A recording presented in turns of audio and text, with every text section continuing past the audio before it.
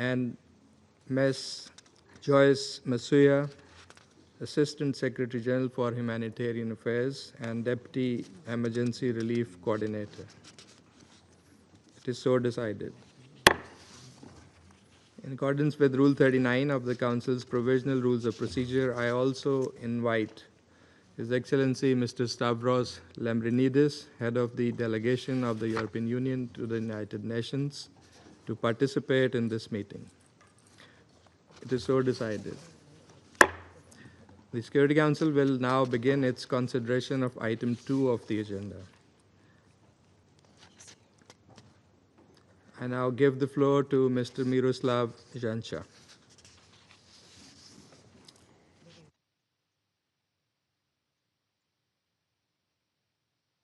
Briefed the Security Council on the situation in Ukraine last time a little more than a month ago. Since then, the daily barrage of Russian missiles and drones against Ukrainian cities and towns has continued to intensify with devastating consequences for the civilian population. According to the Office of the High Commissioner for Human Rights, OCHA, in June, civilian casualties in Ukraine reached a 3-year high. In the first half of the year alone, 6,754 civilians were killed or injured. According to Ukrainian authorities, so far in July, the Russian Federation has launched at least 5,183 long-range munitions against Ukraine, including a record number of 728 long-range drones on 9 July. In recent weeks, the capital city of Kyiv and the historic port city of Odessa have been especially heavily impacted by the daily attacks involving massive swarms of hundreds of drones and dozens of missiles. And while frontline areas of Kherson, Zaporizhia, Sumy, Kharkiv, Dnipropetrovsk, and Donetsk regions of Ukraine remain particularly dangerous for civilians, nowhere is safe in Ukraine. Over the last few weeks, civilian casualties and damage to civilian infrastructure have also been reported in western Ukrainian regions of Lviv, Volyn, Chernivtsi, as well as in Lutsk and Ivano-Frankivsk, with the last two cities reportedly experiencing their heaviest aerial attacks of the war. Across the country, attacks have struck hospitals, schools, energy and transport infrastructure, and residential buildings. On 21st July, a massive Russian aerial strike on Kyiv reportedly caused damage to a metro station where hundreds were seeking shelter. The same attack reportedly set a kindergarten on fire and damaged a multi-story residential building, resulting in dozens of civilian casualties. On 11 July, Russian drones hit the city center of Kharkiv, reportedly damaging a maternity ward at the country's second largest hospital, forcing mothers with newborns to flee.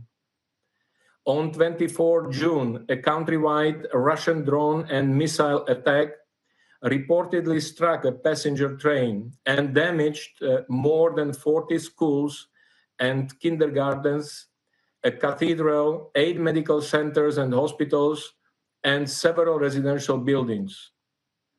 At least 21 people were reportedly killed and more than 300 injured. The same devastating scene was repeated during another record-level attack across Ukraine on 29 June. In total, since the beginning of the Russian Federation's full-scale invasion of Ukraine, OCHR has verified that at least 13,580 civilians, including 716 children, have been killed. 34,115 civilians, including 2,173 children, have been injured.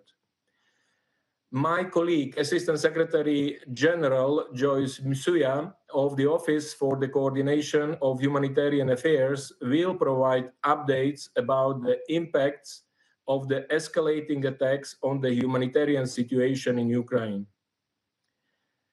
Mr. President, we are also concerned about the increasing number of reported civilian casualties reportedly resulting from Ukrainian drone attacks inside the Russian Federation.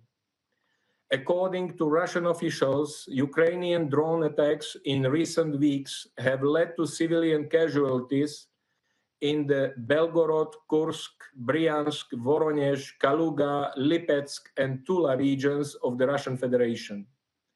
Moscow and St. Petersburg have also been targeted with dozens of drones, reportedly causing severe disruptions to air traffic. Following one such recent series of attacks between 5 and 7 July, over 2,000 flights were reportedly disrupted in multiple Russian airports, including in Moscow, St. Petersburg, and Nizhny Novgorod. The United Nations, however, is not in a position to verify these reported incidents in the Russian Federation, including any reports of civilian casualties. International law clearly prohibits attacks against civilians and civilian infrastructure. We strongly condemn all such attacks, wherever they occur. They must end immediately. Mr. President, the intensified aerial attacks and fighting on the ground continue to pose a significant threat to the safety and security of Ukraine's nuclear sites. On 11 July, a drone attack reportedly hit the city hall in Enerhodar, where most of the staff of Ukraine's Zaporizhia nuclear power plant, ZNPP, live, located only about 5 kilometers from the plant. According to the International Atomic Energy Agency, IAEA, the reported drone attack followed reports of an overnight shooting incident near the ZNPP on 12 July. On 4 July, IAEA raised concerns over the reported loss by ZNPP of all its off-site power for several hours. Meanwhile, Ukraine's operating nuclear power plants, Khmelnytsky, Rivne, and South Ukraine, also regularly report of drones being detected near the sites. These latest incidents underline the fragility of nuclear safety and security during the war and the need to ensure sustained attention to this issue. We continue to urge the sides to act responsibly. Any nuclear incident must be avoided at all costs.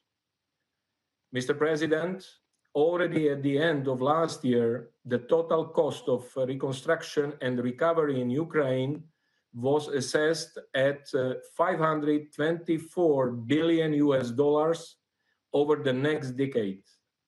The most recent escalation of attacks is quickly adding to this toll.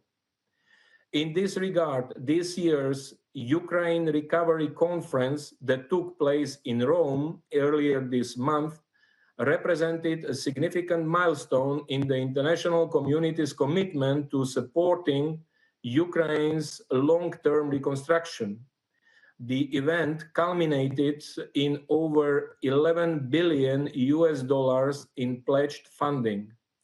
Speaking on behalf of the Secretary General, acting UNDP Administrator Hao Liang-shu reaffirmed the UN's commitment to supporting Ukraine to rebuild stronger, from advancing green energy and mine action to supporting community resilience. It is crucial that the international solidarity with Ukraine is sustained as the country embarks on its long journey for recovery. Mr. President, on Wednesday, Ukrainian and Russian delegations met in Istanbul for the third time this year. We welcome the continuation of these direct contacts between the sides and urge Ukraine and the Russian Federation to make further progress towards a ceasefire and a lasting settlement. We are grateful for the meaningful efforts of Turkey, the United States, and other relevant actors to help sustain the necessary diplomatic momentum. We commend in particular the reported progress made in the humanitarian track of these talks, including with regards to exchanges of prisoners and of war and civilian detainees. Since last May, following the first two rounds of negotiations in Istanbul, the Russian Federation and Ukraine have already reportedly exchanged hundreds of prisoners of war, including those badly injured, as well as more than 7,000 mortal remains. Each such exchange and repatriation alleviates the pain of the affected families and serves as a reminder that diplomacy can work. We therefore call on the sides to continue such exchanges. Mr. President, on Tuesday, this Council unanimously adopted a resolution reiterating that all states shall settle their international disputes by peaceful means through dialogue, diplomatic engagement, and cooperation in such a manner that international peace and security and justice are not endangered. The resolution also underscored the importance of the full, equal, and meaningful participation of women and meaningful participation of youth in dispute resolution efforts. As the Secretary General stated during that meeting, diplomacy may not have always succeeded in preventing conflicts, violence, and instability, but it still holds the power to stop them.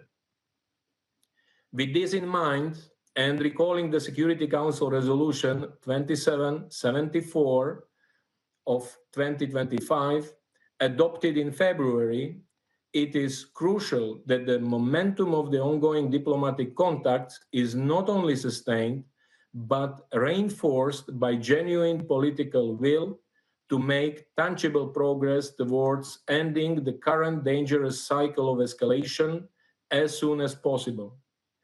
The heartbreaking and rising human toll of the past nearly 3.5 years of war underscores the urgency of a complete, immediate, and unconditional ceasefire as the first step towards a just and lasting peace. A peace that is in line with the UN Charter, international law, and the relevant UN resolutions, and that respects the independence, sovereignty, and territorial integrity of Ukraine within its internationally recognized borders. We remain ready to support all meaningful efforts to this end. Thank you. I thank Mr. Jenča for his briefing. I now give the floor to Madame Joyce Msuya. Thank you.